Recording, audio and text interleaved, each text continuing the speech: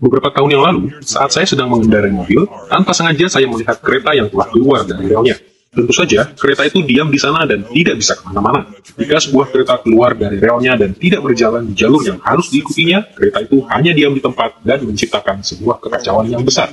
Pada mulanya, Allah telah menyiapkan sebuah jalur atau jalan yang harus ditempuh oleh seluruh ciptaannya, dan jalan ini mengarah kepada tujuan akhir yang megah dan mulia bagi ciptaan Allah. Namun berulang kali, manusia telah gagal mengikuti jalan yang Allah sediakan bagi ciptaannya. Kita telah membawa dunia ini keluar dari rel dan menimbulkan suatu kekacauan besar. Dalam rangkaian pelajaran ini, kita akan belajar tentang jalan yang telah Allah sediakan bagi ciptaannya di masa yang paling awal dari sejarah dunia, yang dalam kalangan Kristen sering kita sebut ketetapan penciptaan. Kita akan menyelidiki Kejadian pasal 1 sampai pasal 11 yang sering dikenal sebagai sejarah purba. Pasal-pasal di dalam Alkitab ini akan menolong kita melihat jalan yang menakjubkan yang Allah inginkan untuk diikuti oleh orang Israel di bawah kepemimpinan Musa. Pasal-pasal ini juga akan menunjukkan kepada kita jalan yang harus diikuti oleh umatnya bahkan pada masa kini.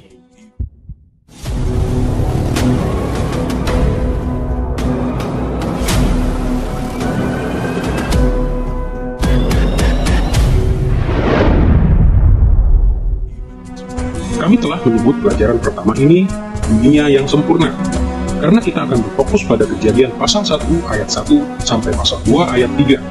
Perikop di mana Musa pertama kali menjelaskan bagaimana Allah membentuk dunia menjadi tatanan yang sempurna yang sangat menyukakan hatinya. Sebagaimana akan kita lihat, dunia yang ideal ini mengantisipasi atau menjadi bayang-bayang dari tujuan akhir kemana Allah membawa Israel pada zaman Musa. Tujuan akhir yang sama, kemana Allah membawa seluruh umatnya di sepanjang sejarah. Hal itu bukan saja menunjukkan bagaimana keadaan segala sesuatu pada mulanya, tetapi juga seperti apa yang seharusnya kehidupan itu pada saat ini, dan bagaimana pastinya keadaan dunia kita nanti di akhir zaman kita.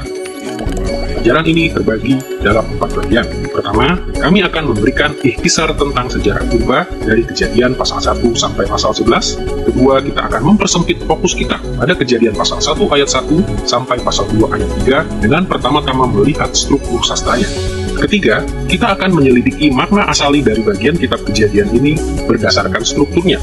Dan keempat, kita akan mencari penerapan modern yang tepat dari perikop ini. Marilah kita mulai dengan suatu tinjauan terhadap seluruh sejarah purba dari Kejadian pasal 1 sampai pasal 11. Pendekatan kami terhadap Kejadian pasal 1 sampai pasal 11 mungkin tampak tidak lazim pada awalnya, jadi kami harus menjelaskan strategi dasar kami. Setidaknya, 3 ide utama akan membimbing studi kita tentang bagian Alkitab ini. Pertama, inspirasi dari pasal-pasal ini. Kedua, latar belakang sastra di balik pasal-pasal ini. Dan ketiga, tujuan penulisan pasal-pasal ini. Pertama-tama kita berpegang teguh pada inspirasi dari seluruh Alkitab, termasuk Kejadian pasal 1 sampai pasal 11. Pemahaman Injili kita tentang inspirasi mengingatkan kita pada 2 fitur yang sangat penting mengenai bagian ini dalam kitab Kejadian. Pertama, keterandalannya atau reliability, dan kedua, rancangan yang memiliki tujuan atau intentional design. Kami dengan sangat tegas mengakui bahwa bagian Alkitab ini sepenuhnya dapat diandalkan, karena bagian ini diinspirasikan oleh Allah. Banyak masalah historis yang menjadi perhatian ketika kita mempelajari bagian ini dalam Alkitab, dan beberapa di antara masalah-masalah ini belum sepenuhnya terselesaikan. Namun sesuai dengan tujuan kita, cukuplah bila dikatakan bahwa inspirasi ilahi menyiratkan keterandalan historis. Musa ingin agar para pembaca pertamanya menerima bagian kitab Kejadian ini sebagai kebenaran yang benar secara historis. Seperti halnya dengan semua bagian Alkitab, kita harus menafsirkan bagian-bagian ini dengan hati-hati agar kita jangan salah memahami dimensi historisnya. Sekalipun demikian, jelaslah bahwa penulis-penulis Alkitab yang lain, bahkan Yesus sendiri, percaya bahwa kisah-kisah dalam Kejadian pasal 1 sampai pasal 11 adalah sejarah yang dapat dipercaya. Pelajaran-pelajaran ini akan didasarkan pada keyakinan bahwa pasal-pasal ini merupakan catatan yang benar dan dapat dipercaya tentang peristiwa yang sungguh-sungguh terjadi pada zaman purba. Ketika kita percaya bahwa sejarah purba itu dapat dipercaya, kita harus selalu ingat bahwa Allah menginspirasi Musa untuk memilih dan menyusun isi pasal-pasal ini menurut suatu rancangan tertentu. Cobalah berpikir demikian. Kejadian pasal 1 sampai pasal 11 mencakup seluruh sejarah dunia dari penciptaan hingga zaman Abraham yang hidup pada sekitar tahun 2000 sampai 1800 sebelum Masehi. Tentu kita semua setuju bahwa ada lebih banyak peristiwa di dunia selama periode itu yang tidak dimasukkan oleh Musa dibandingkan dengan yang ia masukkan dalam 11 pasal yang singkat ini. Jadi, untuk memahami Kejadian pasal 1-11, kita harus memperhatikan keselektifan ini dan juga memperhatikan pengaturan dari pasal-pasal ini. Ketika kita mengingat bahwa Musa memiliki tujuan dalam menyusun sejarah purba ini, kita juga dapat menjawab beberapa pertanyaan yang sangat penting. Mengapa Allah menginspirasi Musa untuk memasukkan informasi yang kecil ini, dan mengapa Allah menyuruh Musa menyusun materi-materi yang dipilihnya seperti yang dilakukannya? Untuk memahami mengapa Musa menulis seperti yang ia lakukan, pertama-tama kita harus melihat latar belakang tradisi sastra yang ada di zamannya. Sastra Timur Dekat kuno sangat penting untuk tujuan-tujuan kita. Pertama, karena catatan-catatan purba yang lain begitu banyak tersedia bagi Musa. Dan kedua, karena Musa benar-benar berinteraksi dengan catatan-catatan purba lainnya. Riset arkeologi telah menunjukkan bahwa Musa bukanlah orang pertama yang menuliskan tentang asal-usul dunia ini. Yang pasti, Allah telah menginspirasi Musa sehingga catatan Musa itu benar. Namun Musa menulis di zaman ketika banyak bangsa dan kelompok di Timur Dekat telah menuliskan banyak mitos dan epos tentang sejarah purba. Beberapa dari teks-teks kuno ini sangat terkenal. Banyak orang telah mendengar tentang tulisan-tulisan seperti Enuma Elish, atau kisah penciptaan dari Babel, atau tablet 11 dari Gilgamesh Epic, atau kisah air bah Babel. Berbagai macam catatan purba telah ditulis di Mesir dan juga di Kanaan. Catatan-catatan ini dan banyak lagi dokumen dari dunia kuno membahas asal-usul dan sejarah awal dari alam semesta. Bukan itu saja, ternyata banyak dari dokumen-dokumen Timur Dekat kuno ini yang tersedia bagi Musa di masa mudanya. Musa dididik di istana Mesir, dan tulisan-tulisannya menunjukkan bahwa ia mengenal karya sastra dunia kuno. Waktu Musa menulis catatannya sendiri yang diinspirasikan oleh Allah dan benar tentang zaman purba, ia menyadari keberadaan dari tradisi-tradisi sastra lainnya di Timur Dekat kuno. Dengan mengetahui adanya catatan-catatan purba lainnya yang tersedia bagi Musa, kita sekarang dapat mengajukan pertanyaan lain. Bagaimanakah Musa berinteraksi dengan segala mitos dan epos dari kebudayaan-kebudayaan lainnya? Seperti yang akan kita lihat di sepanjang serial pelajaran ini, Musa berinteraksi dengan tradisi-tradisi purba lainnya, baik secara negatif maupun secara positif. Di satu sisi, Musa telah menulis sejarahnya tentang zaman-zaman awal untuk melawan kesesatan dengan kebenaran.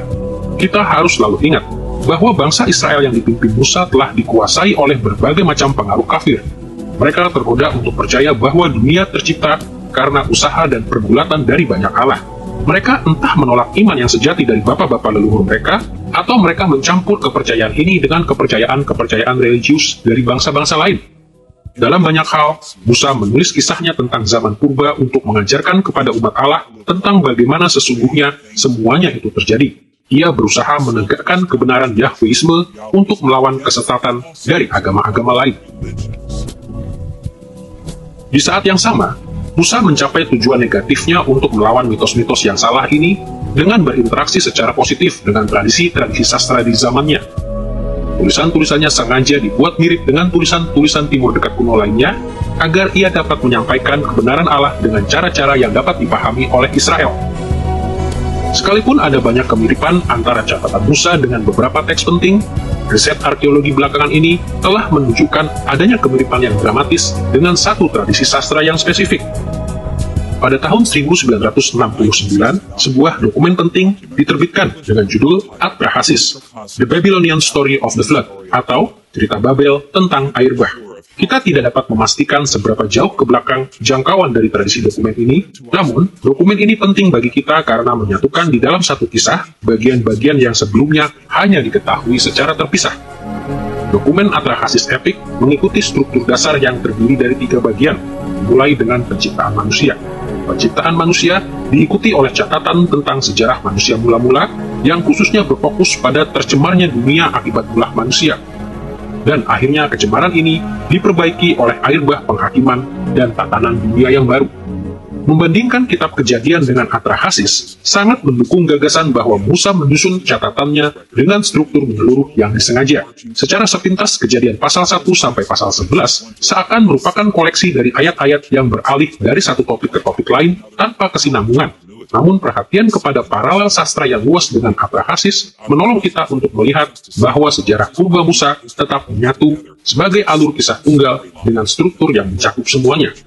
Kejadian pasal 1 sampai pasal 11 terbagi atas 3 bagian berikut. Pertama, penciptaan yang ideal dalam pasal 1 ayat 1 sampai pasal 2 ayat 3. Kedua, kecemaran dunia karena dosa manusia dalam Kejadian pasal 2 ayat 4 sampai pasal 6 ayat 8. Dan akhirnya, air bah dan tatanan yang baru dalam Kejadian pasal 6 ayat 9 sampai pasal 11 ayat 9. Kini kita sudah bisa mengajukan pertanyaan ketiga. Mengapa Musa menulis Kejadian pasal 1 sampai pasal 11? Apa yang ingin ia sampaikan kepada pembaca-pembaca Israelnya? Hal yang paling mendasar adalah kita dapat yakin bahwa Musa ingin mengajarkan kebenaran tentang masa lalu kepada Israel, dan ia ingin mereka mengetahui apa yang telah dilakukan oleh Allah mereka pada permulaan sejarah dunia. Sama seperti mitos-mitos dari bangsa-bangsa lain dimaksudkan untuk meyakinkan orang tentang perspektif dari mitos-mitos itu, Musa berusaha meyakinkan orang Israel tentang kebenaran-kebenaran historis dari iman mereka. Namun ketika kita lebih mendalaminya, kita akan melihat suatu tujuan tambahan di balik sejarah purba Musa. Secara khusus, ia juga menulis untuk mempengaruhi Israel untuk menundukkan diri mereka kepada kehendak Allah. Tujuan tambahan ini tidak mudah dipahami oleh setiap orang yang membaca Kejadian pasal 1 sampai pasal 11. Namun akan menjadi semakin jelas begitu kita menyadari bahwa kisah-kisah purba lainnya juga memiliki tujuan ini. Sebelum kita dapat memahami tujuan dari catatan-catatan purba dari dunia kuno, kita harus menyadari bahwa banyak kebudayaan Timur Dekat kuno percaya bahwa alam semesta disusun atau dipolakan menurut hikmat kosmis yang supernatural. Dalam keadaan yang ideal ini, alam semesta beroperasi menurut hikmat atau tatanan ilahi ini, dan setiap pribadi dalam masyarakat, dari kaisar sampai budak, bertanggung jawab untuk sebanyak mungkin menundukkan dirinya kepada tatanan ilahi ini. Lalu, apa kaitan dari semuanya ini dengan mitos-mitos dan epos-epos zaman purba di Timur Dekat kuno? Kebudayaan-kebudayaan di sekitar Israel memiliki catatan-catatan purba yang menceritakan tentang peristiwa-peristiwa yang terjadi menjelang permulaan waktu. Mereka melakukannya untuk menjelaskan struktur-struktur yang telah ditegakkan oleh para Allah di dunia kuno. Tradisi-tradisi mereka tentang zaman purba tidak hanya berkaitan dengan sejarah dunia mula-mula. Mereka menulis catatan-catatan purba mereka untuk membenarkan program-program religius dan sosial mereka yang sekarang. Para penulis catatan-catatan ini, yang seringkali adalah para imam, menunjuk kepada cara para Allah pada mulanya mengatur dunia ini untuk menunjukkan seperti apa seharusnya keadaan di zaman mereka sendiri. Terkadang mereka berfokus secara spesifik pada hal-hal religius, seperti kuil-kuil, imam-imam, dan ritual-ritual. Kuil mana yang disukai para Allah, dan keluarga imam mana yang harus melayani. Di waktu yang lain mereka lebih berfokus pada struktur sosial yang lebih luas, seperti kekuasaan politik dan hukum. Siapakah yang harus menjadi raja? Mengapa ada sebagian orang yang menjadi budak? Mitos-mitos mereka memanggil rakyat untuk tunduk kepada ketetapan penciptaan dari para Allah, yaitu struktur yang telah mereka tegakkan bagi alam semesta. Seperti yang akan kita lihat dalam pelajaran-pelajaran ini, Musa menulis Kejadian pasal 1 sampai pasal 11 dengan alasan-alasan yang sangat mirip. Di satu sisi, Musa menuliskan sejarah purbanya dengan fokus eksplisit pada cara-cara Yahweh menciptakan dan mengatur dunia di zaman kuno.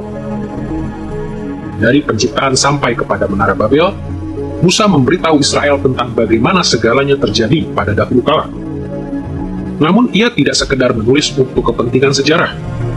Ketika Musa memimpin bangsa Israel keluar dari Mesir menuju ke tanah perjanjian, ia menghadapi banyak musuh yang percaya bahwa ia telah menipu orang Israel. Untuk menanggapi perlawanan ini, sejarah purba telah mendemonstrasikan bahwa segala kebijakan dan sasaran Musa bagi Israel setia kepada rancangan Allah bagi alam semesta. Oleh sebab itu, menolak program Musa berarti menolak ketetapan-ketetapan Allah. Dalam catatannya tentang penciptaan yang ideal dalam Kejadian pasal 1 ayat 1 sampai pasal 2 ayat 3, Musa menunjukkan bahwa Israel sebenarnya sedang bergerak ke arah ideal-ideal Allah dengan pergi ke Kanaan.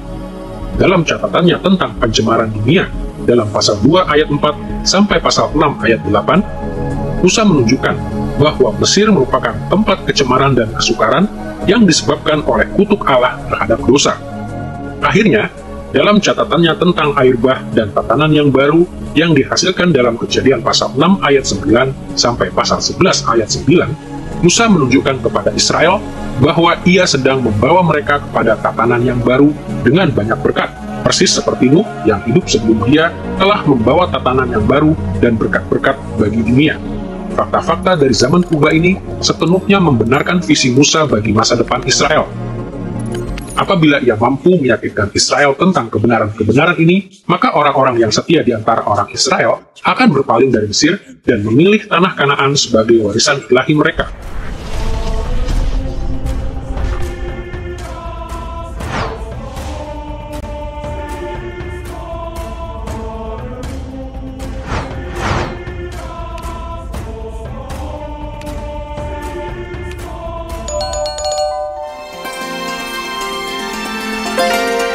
I believe in God the Father Almighty, maker of heaven and earth. I believe in Jesus Christ, His only Son, our Lord, who was conceived by the Holy Spirit and born of the Virgin Mary. He suffered under Pontius Pilate, was crucified, died, and was buried. He descended into hell. The third day he rose again from the dead. He ascended into heaven and is seated at the right hand of God the Father Almighty. From there he will come to judge the living and the dead. I believe in the Holy Spirit, the Holy Catholic Church, the communion of saints, the forgiveness of sins, the resurrection of the body, and the life everlasting. Amen.